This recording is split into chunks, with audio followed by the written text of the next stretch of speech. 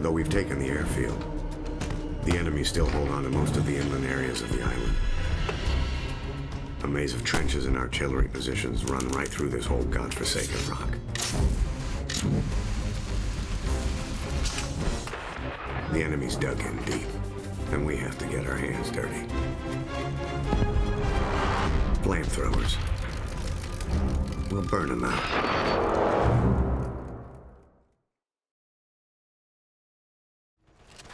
Our tanks are getting hammered by mortar fire! We need to clear these trenches and knock out each mortar pit. Get ready with that flamethrower. Incoming! They're right on us! Find cover! MG! Up on that hill! It's tearing up our men! Throw some smoke for cover! Hello everyone, and welcome to our Call of Duty World at War Let's Play. Today we continue our assault with Burn 'em Out. Alrighty boys, we got some smoke out right now. Gotta wait for that to fully cloud up so that way they can't really see us. Gonna pull out our flamethrower here and try to melt these guys. Doing a little bit of extra damage there, but it looks like the range, unfortunately, on the flamethrower is not as great as it would otherwise be in real life. Obviously, we have advanced technology so much in such a short span of time where we can actually reach a little farther. Gonna slowly creep our way up here, considering that we don't really want them to know precisely where we're at just yet. However, as we move up a little bit more, we're actually going to get those guys. Gotta be careful of this nest over here. A couple more gentlemen over there that unfortunately turned into some gorgeous roasted chicken. And I'll tell you one thing, man, it's looking pretty good. I feel like we got them nicely cooked. Overall, this should work out pretty well in our favor, and I think we're actually going to be eating pretty well for the next couple of weeks.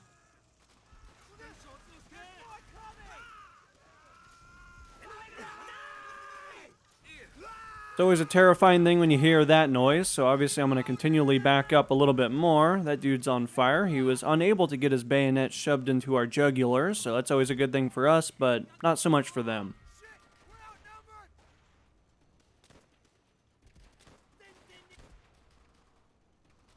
Got a couple of well-placed shots on those guys. We're actually going to continue to move up here. Obviously got an explosive barrel, which is always a great sign, considering that that means that we can actually do a little bit extra damage.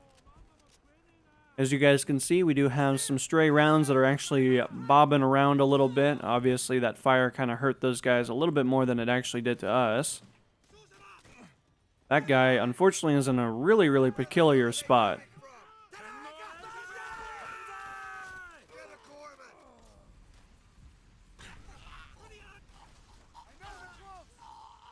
Alright, got a little bit of extra damage over there on those guys. Obviously, in just a moment, I might actually switch over to this Thompson, considering that you can't go wrong with the Thompson. I mean, it's fully automatic.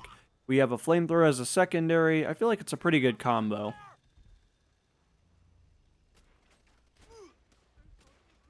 Got a couple of well-placed shots up there. I'm actually going to venture in here for just a quick moment and check that all out. Not going to lie, that actually kind of scared me a little bit. Was not expecting those guys to come sprinting out of there as quick as they did.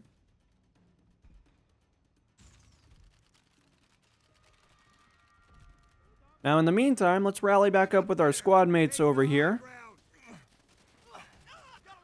Gonna kind of absorb a little bit extra damage, and it does look like we do have some good friends over here. Let's actually get in here with our flamethrower and start melting everybody to a nice crisp.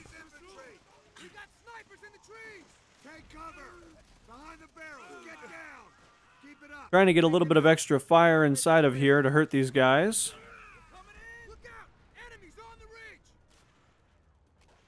Now, as you guys can see, it looks like we might have a little bit of extra going on here, considering that we have a dude in a tree. Look at that dude go. He's even doing a little bit of stretching for us.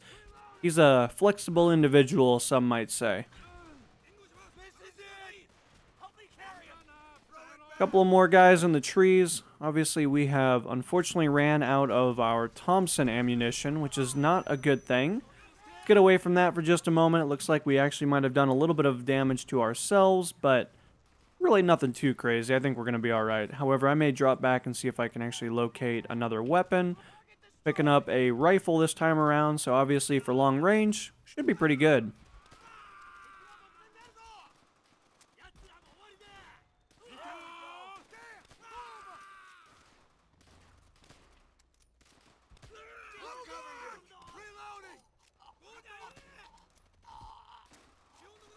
Getting a little bit of quick scoping going on. Obviously trying to line up a couple of headshots when we can, but obviously there's quite a bit going on with all these military individuals running around with their makeshift ghillie suits, and obviously that dude's got a fully automatic weapon shoved right in our face.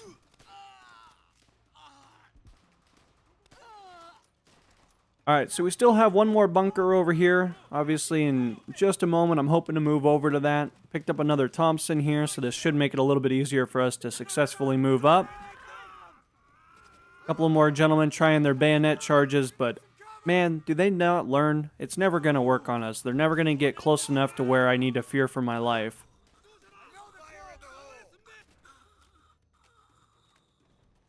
The off chance that we actually need another automatic weapon, it looks like there is some Type 100s lurking around, which is always a good thing. Obviously, that dude got pretty close to us, but I wasn't worried.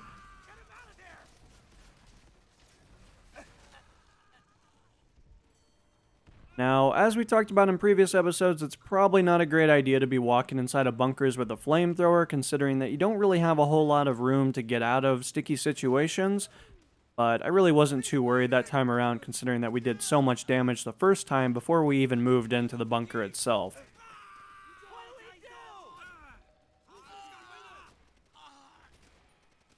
Trying to make that box blow up, but it might be more susceptible to fire, but I just don't really want to be dealing with that at the particular moment in time. They are requesting that we throw a little smoke, so obviously we're going to smoke that out a little bit so we can hopefully move up a little bit easier. Obviously, we got some pretty good smoke laid down at the moment. Switch over to the flamethrower, kind of run in here and see if we can clear anybody up real quick. Feel like we're kind of panning this around pretty well, trying to clear everybody out of their little hidey holes.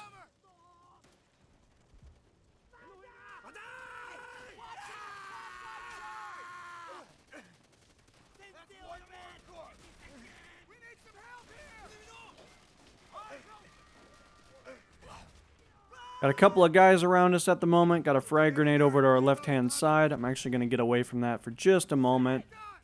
Obviously, we need to clear these, so I'm actually going to go in here pretty much just firing right away. That looks pretty clear. I'm not hearing anybody screaming for their life just yet.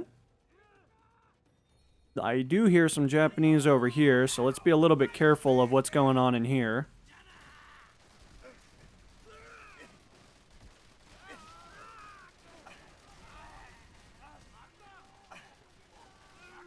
Taking a lot of damage there, had to back up a little bit. Unfortunately, one of the things with the World War II flamethrower is that you don't really have the range that you would with modern technology. I feel like these guys probably should have caught on fire. I feel like we'd put some pretty good fire down over here, but maybe they just walked in here recently and we hadn't had the opportunity to clear that all out yet.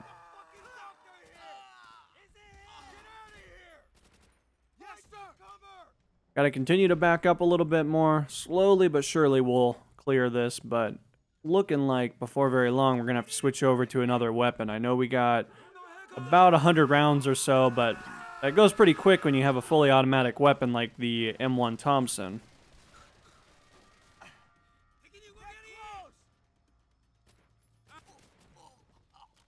Get a couple of well-placed shots on that guy. Switch over to the flamethrower just in case.